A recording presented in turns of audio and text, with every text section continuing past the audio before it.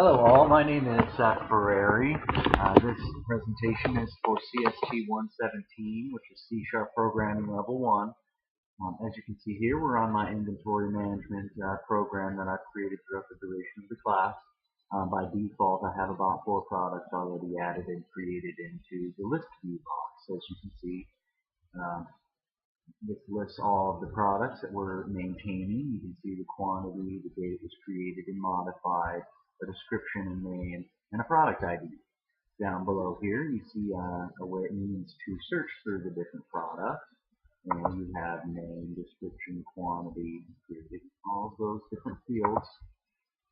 You can type some kind of phrase or a letter and search, and it'll highlight all the products that match that description. You also have the ability to sort by each individual product. So we'll start kind of from the beginning with crude, which is create, read, update, and delete. We'll start with adding a new product. So I believe we already have up to 4 on there, so we'll create a 5, test product number 5. Now, we'll make this a little easier to see.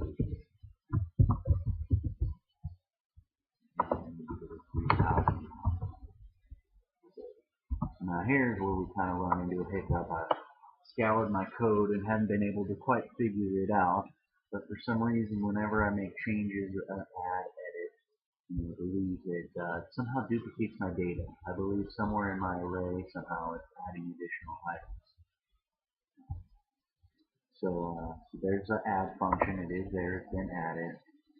Let's go ahead and we'll edit the quantity and drop it down to 5.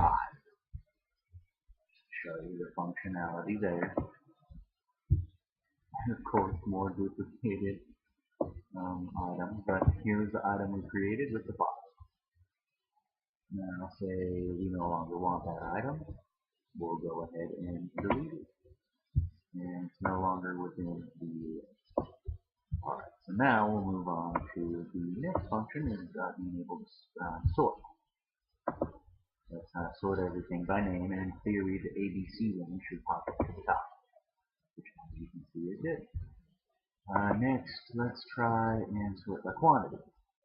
This is the sorting function was a little complex, so everywhere I read, the most basic, best well-formulated way to do this is to sort based off of a string object.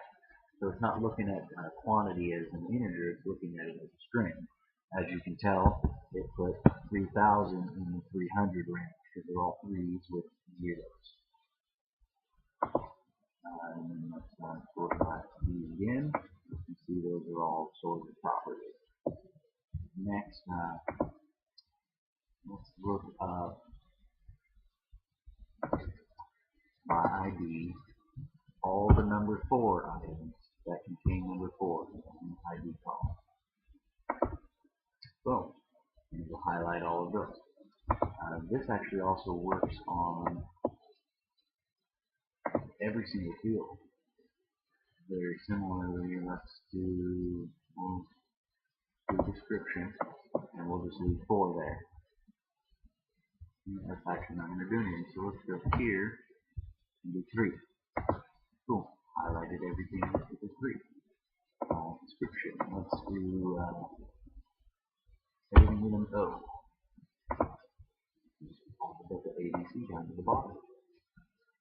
And so lastly, the additional feature that we were asked to create, I did a real simple one, was the export feature. I want to transport all of this into a text document.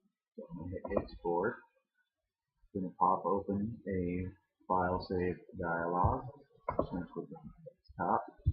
Default value is .text. And we'll just say inventory.